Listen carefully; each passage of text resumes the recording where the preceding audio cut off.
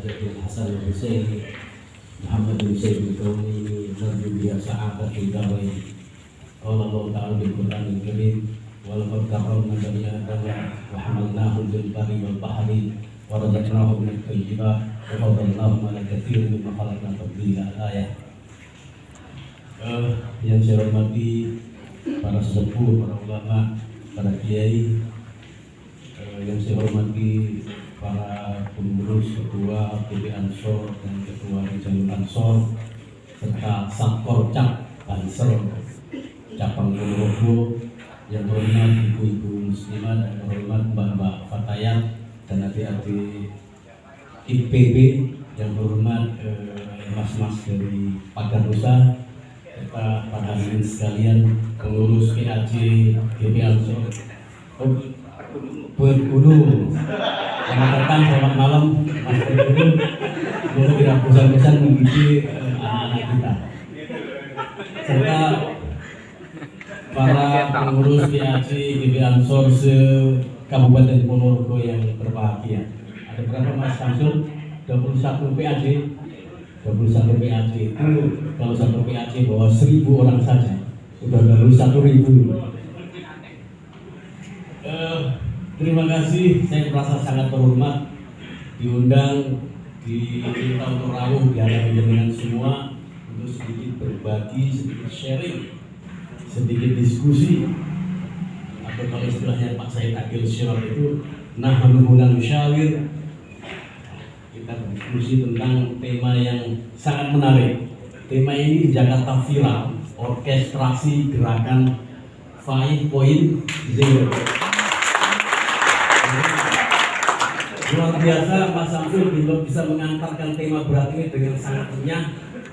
Kemudian Mas Wahyu juga bisa mengantarkan lebih dalam lagi dengan dicerna oleh teman-teman sekalian dengan luar biasa paham. Kemudian dimahkotai oleh Pak Kiai Muhsin yang melakukan eksplorasi gagasan, eksplorasi turos, eksplorasi marji dengan luar biasa. Terima kasih, sangat mengingatkan kita semua. Teman-teman sekalian yang berbahagia, kenapa tema ini viral di Jakarta? Karena memang tema yang luar biasa, tema yang lahir tidak dari sekedar diskusi ringan. Saya tadi sempat nanya pada Mas Wahyu sedikit tentang latar belakang pendidikannya, ternyata di UGM. Makanya keluar istilah society, keluar istilah STEAM, keluar istilah 5.0 dan semacamnya itu. Nah, kenapa orkestrasi gerakan? Orkestrasi itu konduktur atau kalau dalam orkestra itu dirijen. Sampai tidak bisa satu orkestrasi tidak bisa melakukan gerakan yang seragam dengan harmoni, seirama, samina wa ta'na, satu garis, sawu surufakum fa'idat tasbiyat surufu minta sholat, kalau tidak mampu fikih gerakan secara baik. Saya tidak akan berdebat atau tidak akan mendiskusikan yang disampaikan oleh Pak Muhsin yang luar biasa tadi. Cuman memang istilah dalam agama yang kemudian mengalami perluasan makna luar biasa adalah fikih. Fikih itu secara bahasa adalah pemahaman atau serangkaian konsep. Kenapa disebut fikih gerakan? Karena dihadirkan di depan gerakan pemuda Ansor. Tidak ada kaitan dengan Sayyid Qutb, tidak ada kaitan dengan Al Quran. Mereka punya sejarah sendiri, kita punya sejarah sendiri. Kalau Rifa'ah Kofi At-Tahtawi, Bapak bangsa Mesir, nasionalisme Mesir menyebut bahwa Al-Misr il-Misriyin, Mesir untuk bangsa Mesir. Sama kayak Soekarno bilang, Indonesia milik Indonesia. Mereka punya sejarah, kita punya sejarah sendiri. Maka disebut dengan fikih gerakan. Konsep gerakan menuju orkestrasi yang seragam. Untuk apa itu? Untuk menghadapi zaman 5.0 itu tadi. Nah, sebelum ke sana, saya ingin menghadirkan fikih gerakan tadi. Anda mungkin pernah baca sejarah kemerdekaan. Di situ kita mengenal namanya Budi Utomo. Ini masuk fikih gerakan ya. Supaya Anda ini pasukan khususnya NU, Kopassusnya NU, Pansel dan Ansor. Jadi kalau pegang Pansel Ansor itu artinya pegang lahir batinnya itu. Ini itu tanpa Banser, tanpa Ansor, tidak ada yang melayani, tidak ada yang melindungi. Betul bahwa yang melindungi Allah, tapi kan secara syar'iyyah Anda harus hadir di tengah-tengah mereka. Makanya penting sekali, dan Anda harus menyadari itu semua. Makanya jalal waton itu adalah bicara soal Ansor, bicara soal Banser. Resolusi jihad itu ini adalah Ansor dan Banser. Ujung tombak, kopasnya. Indonesia ini menurut jenengan punya siapa? Punya NU. Ada lagi? Kalau sampai ke Saudi teriak bahwa Saudi bukan milik keluarga Saud, sampai digantung oleh Raja Saud. Kalau sampai teriak khilafah di Brunei, sampai digantung oleh Sultan Bolkiah. Kalau sampai teriak khilafah di Inggris, digantung oleh Ratu Elizabeth. Kenapa bisa seperti itu? Karena nasionalisme itu dibangun berdasarkan konsensus orang yang menegakkan revolusi. Tidak boleh penumpang gelap, tidak boleh orang yang datang tiba-tiba kemudian dia seenaknya mengganti khilafah. Ini jadi gerakan. Anda harus paham itu. Negeri ini hanya milik 4 kelompok, negeri ini hanya milik 4 orang. Selebihnya penumpang gelap, selebihnya adalah orang-orang yang dekos. Anda harus menyadari itu. Pertama adalah negeri ini milik orang-orang nasionalis. Siapa nasionalis itu? Mereka adalah Budi Utomo, mereka adalah PNI, mereka adalah Serikat Dagang awal tahun pergerakan. Tahun 1009.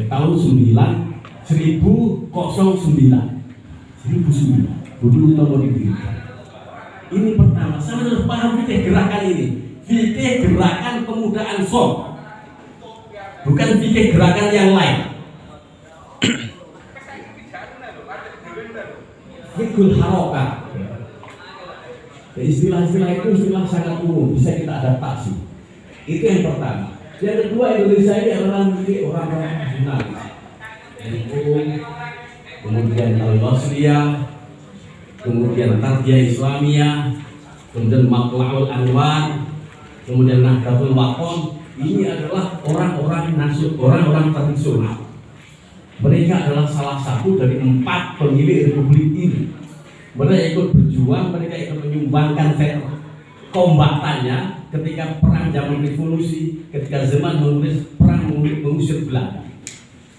Kemudian yang ketiga, republik ini adalah milik orang-orang modernis. Muhammadiyah, Al-Irsyad Islamiyah, kemudian apalagi Persatuan Islam Persis, orang-orang modernis. Kemudian yang keempat, Indonesia ini adalah milik TNI Polri. Mereka awalnya adalah Tentara Keamanan Rakyat (TKR). Mereka awalnya adalah Badan Keamanan Rakyat (BKR). 4 kelompok ini adalah pemilik sejati republik ini.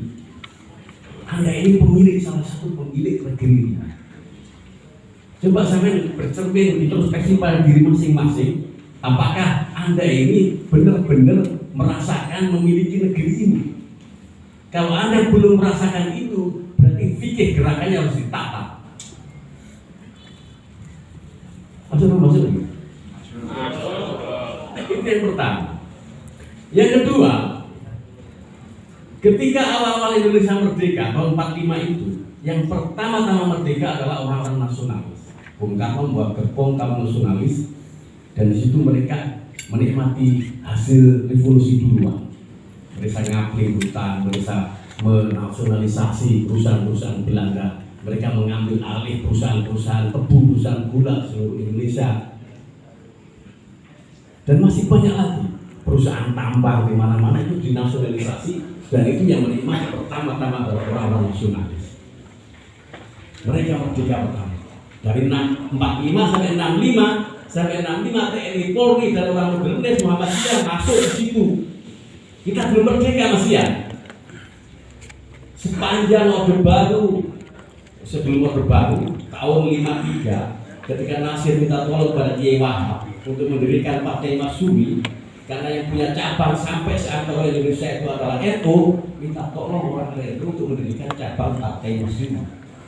Setelah cabang-cabang itu berdiri, Nasir ngomong pada Kiai Wahab, terima kasih NU sudah membantu Masyumi. Dan sebaiknya NU urus madrasah dan pesantren saja, nggak usah ngurus partai, nggak usah ngurus politik, nggak usah ngurus negara. Itu pencitraan pertama dilakukan oleh orang modernis kepada kita. Gus Dur sampai meninggal, dendamnya kepada Nasir itu nggak hilang. Nasir menghendaki NU keluar dari negara, NU tidak ngurusi politik, NU tidak boleh terlibat dalam percaturan kekuasaan. Ini sebelumnya tahun 51 atau 50-an, Jenderal Gatot Subroto dia bikin program namanya nasionalisasi tentara. Yang boleh berkarir sebagai tentara, yang boleh menjadi tentara reguler di Republik ini adalah mereka mantan-mantan veteran yang bisa baca tulis huruf Latin. Orang-orang pesantren yang mendirikan Mujahidin Sabilillah dan lain semacamnya itu, karena tidak bisa baca huruf Latin, mereka tidak boleh berkarir di militer. Jenderal Gatot Subroto adalah melakukan penyingkiran terhadap orang-orang kita yang ikut berjuang berkarir dalam tentara.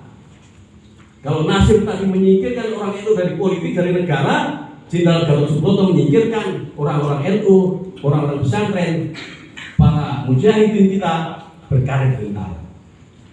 Andai kan Gatot Subroto tidak melakukan politik nasionalisasi di TNI Polri, di Badan Keamanan Rakyat dan Keamanan Rakyat, Anda semua banter-banter ini udah jadi kodim, udah jadi koramil dan semacamnya. Ini sejarah, Anda harus paham itu. Fikir gerakan ini namanya.